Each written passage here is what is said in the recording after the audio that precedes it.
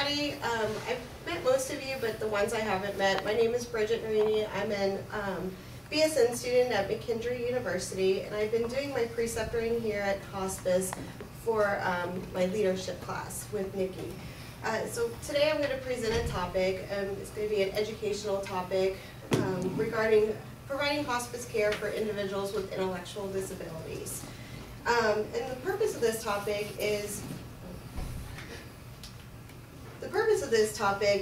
because in the past, individuals with disability had a lower life expectancy, but due to reduced childhood mortality, better knowledge in healthcare, advocacy and services for these individuals, their life expectancy has increased. So they're living longer, which would mean that they may need different kinds of care and support, especially during the end stages of life. In addition to that, parents and caregivers also are no longer outliving their children anymore, so that need for support and care is really necessary, especially as someone ages. So what we're wanting to provide is, how we can get our clinical nurses to understand and be prepared to care for the population with individuals with disabilities. Also, knowing the importance and of accurate and appropriate information that's available to them to provide that support, and then exploring any barriers and how they can manage those barriers when they come in contact, with this population. So some objectives of learning that I'm hoping to cover is how we can identify those barriers. Also, ways to overcome those barriers as well. And then by the end of the presentation, identify the importance of communication and disclosing of information to individuals with disabilities to improve that nurse-provider or that patient-provider relationship. So just a definition. Disabilities, there's a broad range of disabilities. It may be intellectually disabled, developmentally, like somebody with cerebral palsy, or special needs where they lack with learning disabilities. Intellectual disability is characterized by significant limitations in both intellectual functioning and also adaptive functioning. So that may interfere with their everyday social and practical skills. Many times their onset is before adulthood, usually upon birth or childhood. And then some range of delays that they may have is just a reduced ability to learn or lack of social skills where they have that inability to cope with everyday situations. So so why might we see an increase in hospice care with these individuals? As we said before, their life expectancy continues to increase, and due to that increase in age, they may be diagnosed with more common age-related chronic illnesses. So not necessarily are they getting hospice due to their disability, but due to comorbidities and underlying conditions. And those could be anywhere from dementia, cancer, cardiovascular disease, and respiratory disease. In fact, cancer is accounted for 20% of deaths among people with intellectual disability, and that's comparable to the general population of 29% of deaths. So there is a high incidence of cancer in this population. There's also a higher incidence of dementia in people with intellectual disabilities, especially Down syndrome. Down syndrome, Alzheimer's disease can run very high in that population, with around 40% of them suffering from that condition. And a lot of times with people with Down syndrome, progressive dementia starts at an early age, so they may be younger, like in the 40s or 50s, they might start showing signs of dementia, and it's a fast progressing illness for them. So due to the increase in developing life-limiting conditions such as cancer, that's increasing the need for end-of-life care for these individuals. Also, many of these individuals live in community settings.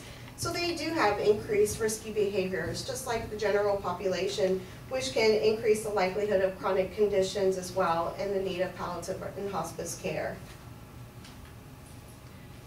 So according to Tufts and McEnroe, individuals with intellectual disabilities, they comprise about 1 to 3% of Americans, which doesn't sound like a lot, but when you consider the whole population, there is an increase in people with intellectual disabilities. And then just Down syndrome alone has doubled in the past 20 years. So the likelihood of a nurse admitting somebody on hospice care with a disability is very likely for them to do that.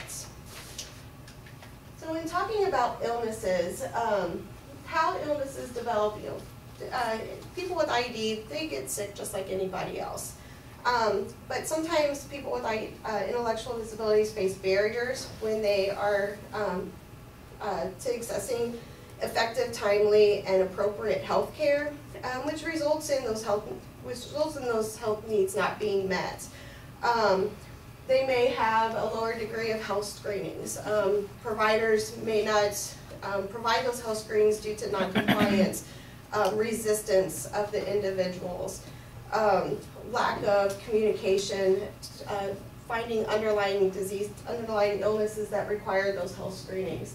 Limited communication can lead to unrecognized and overlooked symptoms. If the individual cannot communicate their symptoms, then the provider doesn't know to provide that care, and then which results in that delayed diagnosis. Oftentimes, once they are presenting symptoms of something, that illness is already advanced. We had an individual in our care home that this exact scenario happened to him.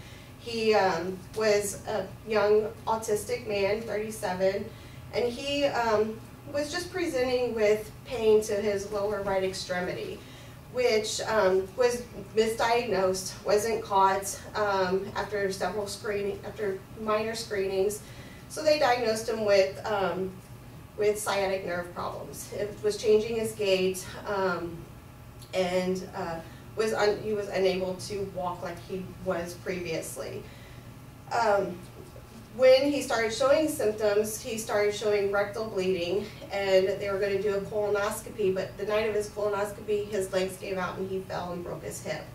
On that surgery, that's when they found that the cause of his pain was from a large tumor on his sacrum, which was a result from colon cancer.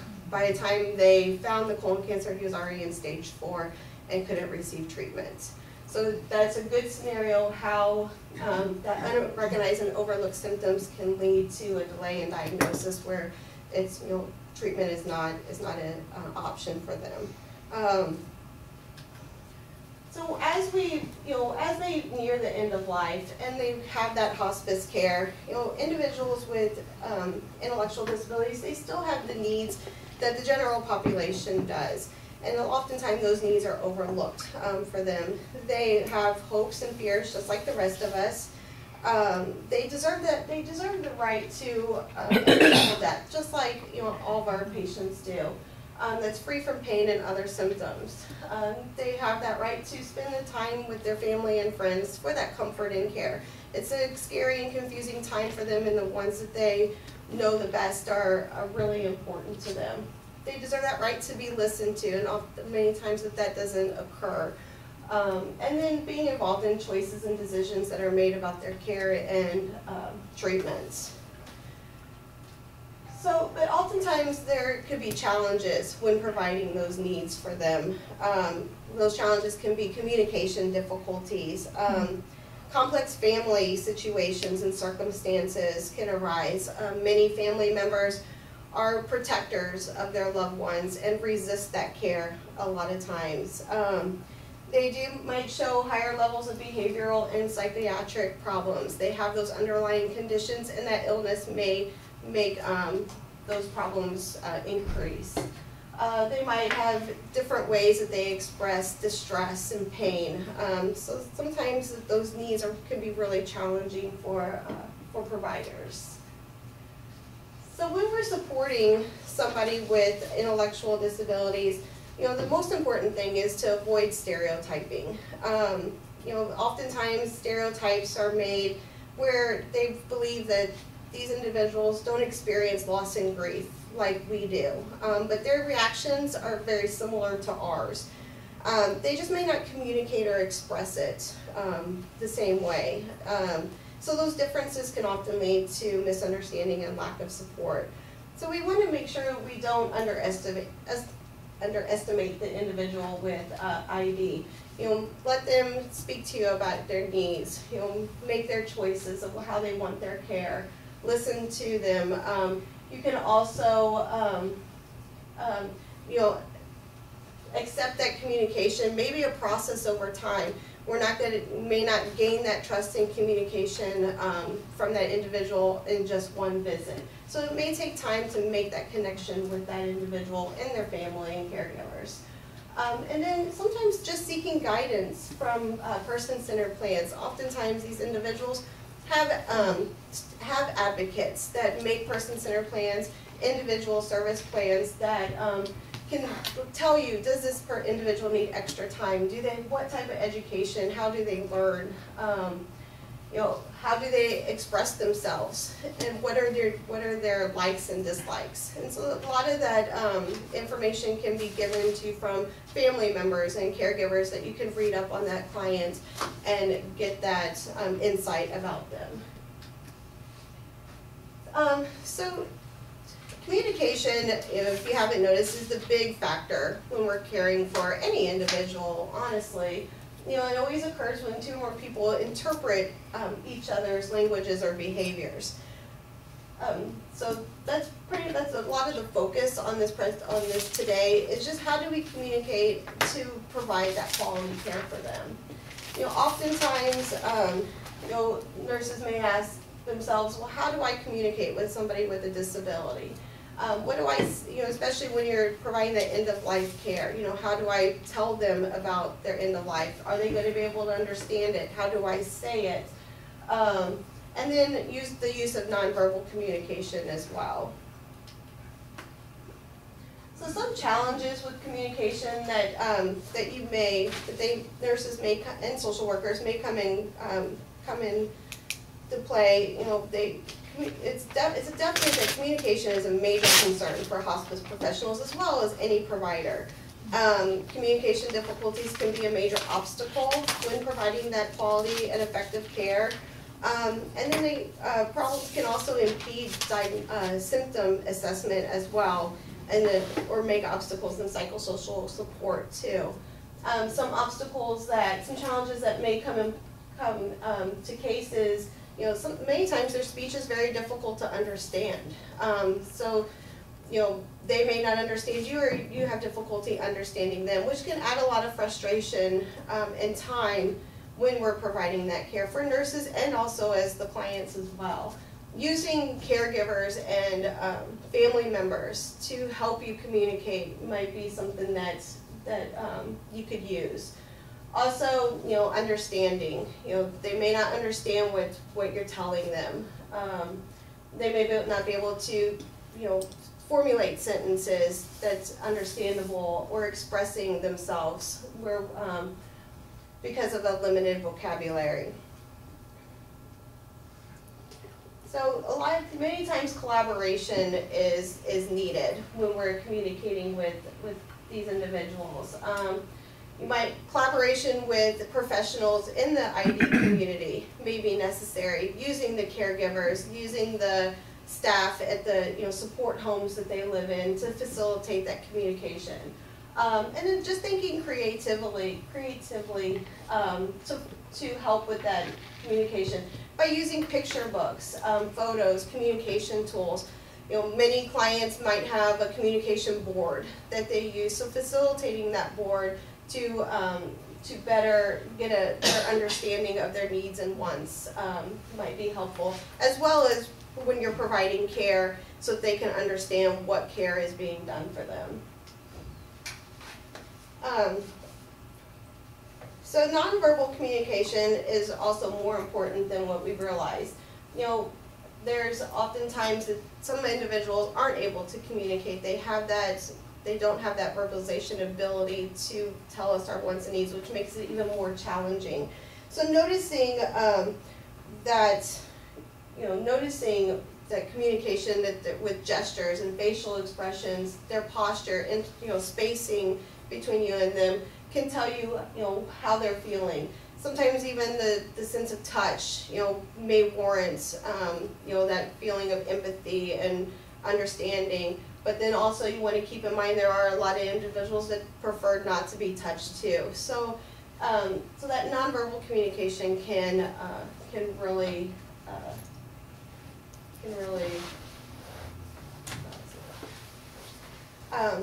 and when it comes with nonverbal communication, pain assessment can be quite a challenge. But by observing and having a close knowledge of what is normal behavior and what their baselines are, can be beneficial to pick up those signs and symptoms related to their illness.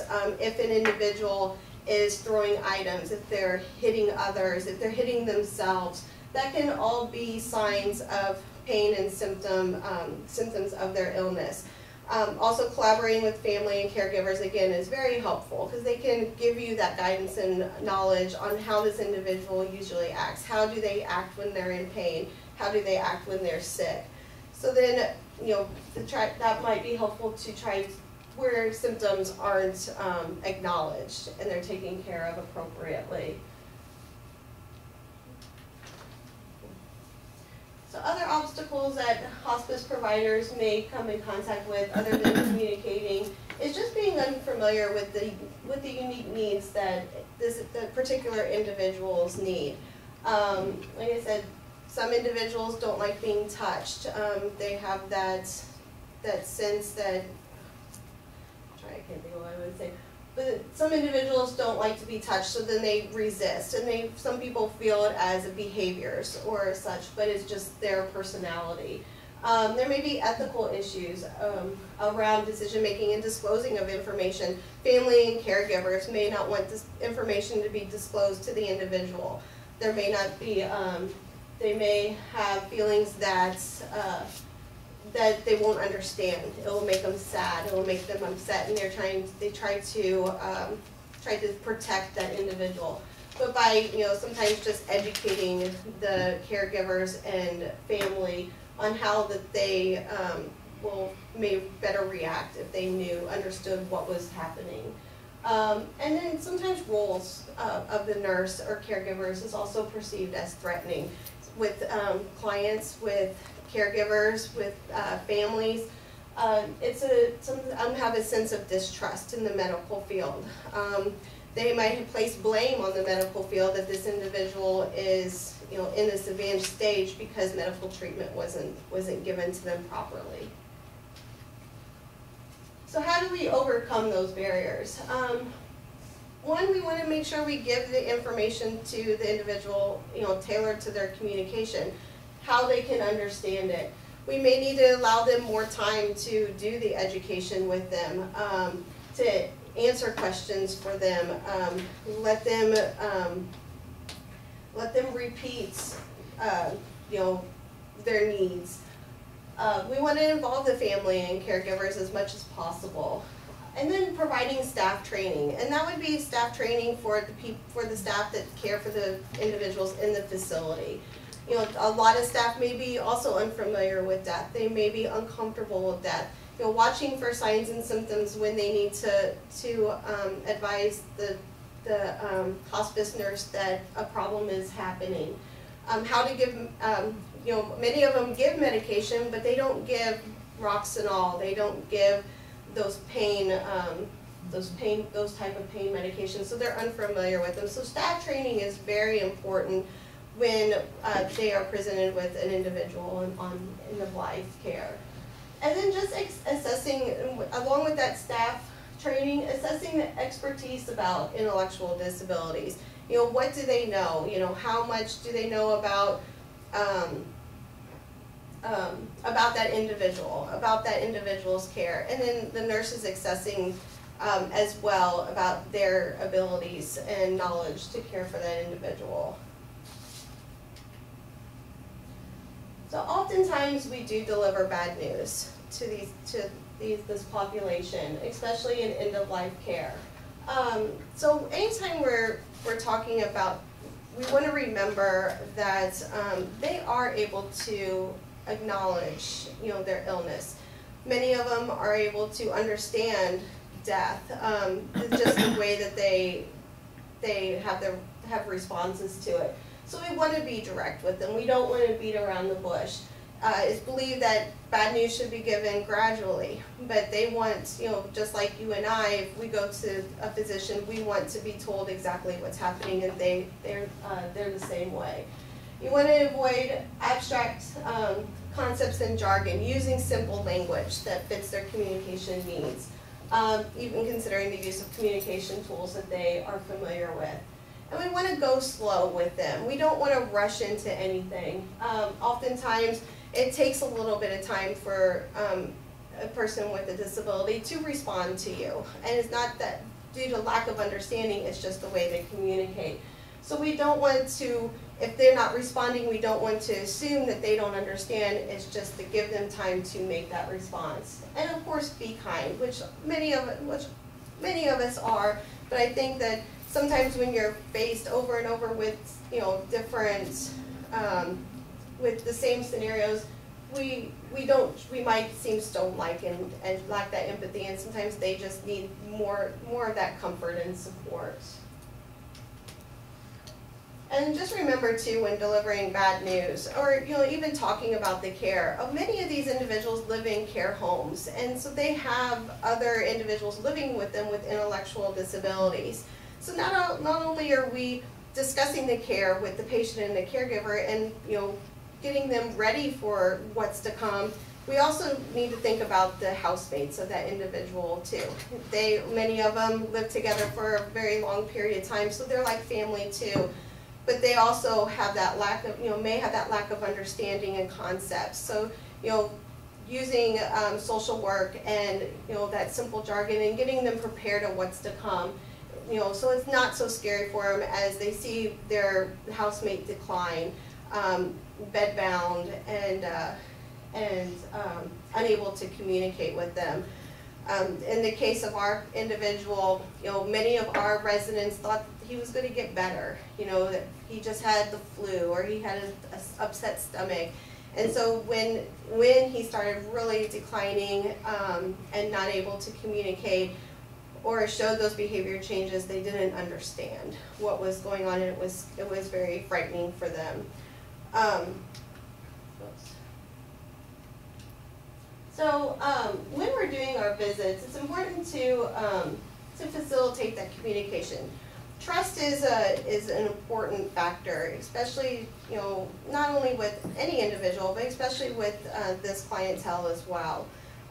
So we want to, every time we do the visit, we want to explain to them the process before starting. Like I said, it can be very frightening for them to have an individual come in that they're not familiar with. So that repetitive, that competitive explanations is good for them. Introducing yourself every time that you come and see that individual and while you're seeing them can reduce some anxiety as well. And then speaking with that individual first before speaking with caregivers and family members. And then seeking that clarification if you need it. But then they feel like that they are independent in making their decisions. Independence in this population is very important to them. And then sometimes just offering extra time and that double consultation time, seeing that individual first so that extra time can be given if needed. So the visit doesn't feel rushed, so that their answers their questions can be answered appropriately as the way they feel they need to be answered. Ways to improve communication. Sometimes the individuals with disabilities, they're less likely to ask questions, initiate conversations, and they're eager to please. They tell you what you want to hear oftentimes. If you ask them if they want cake or a bologna sandwich, they may tell you that the last item on the list that's with their given choices. So just sometimes offering those open-ended questions and that type of thing might be more beneficial than giving them choices, so that they can make the most appropriate choice that they feel. They also might relate their illness to something that they did wrong too. You know, that they, you know, that they may have hit another client, so then now they're sick because of that. So just offering that reassurance that that their illness is, you know, brought on by age or whatever it may be. So I have a short video. This lady's name is Amanda Cresswell, and she had come into,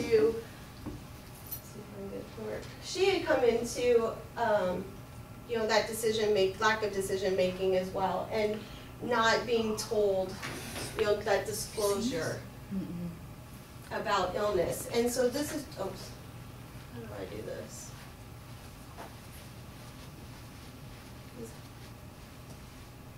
Worry about how to do it, how someone will respond, and how effective their response. Now, when someone has intellect, sorry. Oh, this, okay.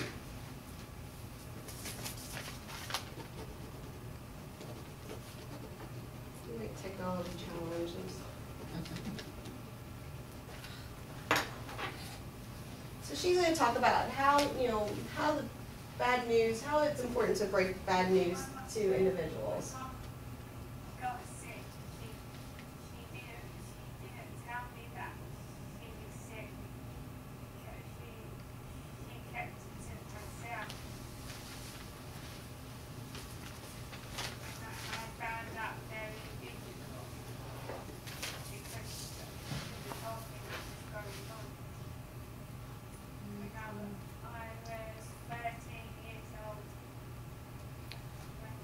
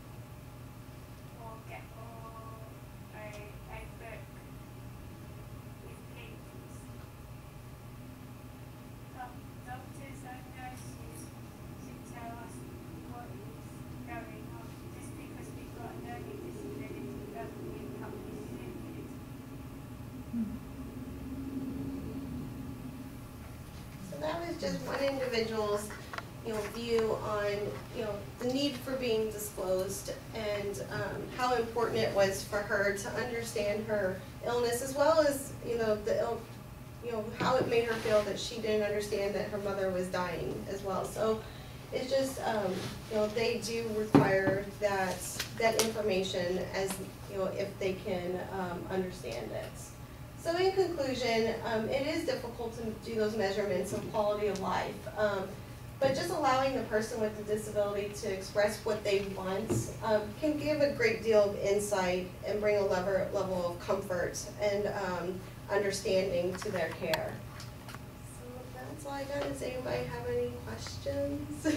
No? I don't have a question, but I have a comment. Yeah. Very good presentation. Thank you. I appreciate you bringing attention to this topic because this is a challenge for us. As far as me, I deal with contracts, and when I talk to, say, an administrator at a facility that has, houses patients with intellectual disabilities, they normally don't want to contract with us. They don't see the need for hospice. Right. So I appreciate you bringing attention to this, and I hope you can share it in the community and help us with that, because there is a big barrier there between hospice and this type of client. There is, and it really was brought to my attention when we had our client, and that was our first client that we had on hospice, that resulted in a death, and it was very hard to, for staff to understand and for the other residents to understand, and providing that care. It was a very difficult 6 months that we did, myself as a nurse,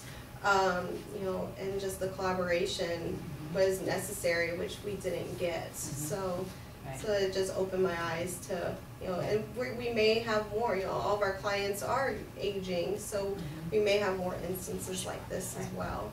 So it was just the education of the hospice nurse that we had, and, and us as well, because it was a new thing for us as a facility. Right. So. Last thing I have is I just have a participant evaluation form just to evaluate, me and my presentation. So if you don't mind just taking the time and filling it out, I would appreciate it. Thank you guys. Great job.